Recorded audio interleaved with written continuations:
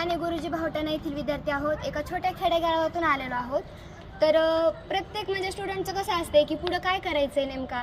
10th झाल्याच्या नंतर 10th clear करतो आम्ही, 10thमध्ये चांगले पडतात, पण नंतर नेमका JEEला जायचं आहे का नेटला जायचं आहे हे समजत नाही.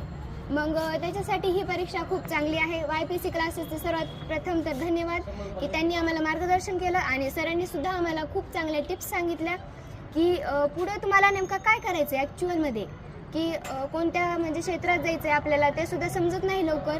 त्यामुळं धन्यवाद तर सरांबद्दल. आणि अशा एक्झाम्स होणाऱ्या आमच्यासाठी खूप महत्त्वाचे, कारण की आमची रिव्हिजन होते आणि प्लस आम्हाला सर्व ह्या गोष्टी माहीत होतात.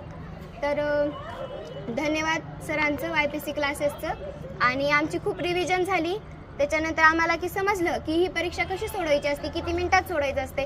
खूप मुलांना काय होते की टाईमच पुरत नाही, जमलिंग होते की ही प्रश्न सोडवावं की ह्याच्यानंतर हे सोडावं का, मग असं होते. मग आज ह्या परीक्षेत कळालं की किती वेळात किती टाईममध्ये कशी परीक्षा सोडवायची वगैरे सर्व माहिती झाली. धन्यवाद.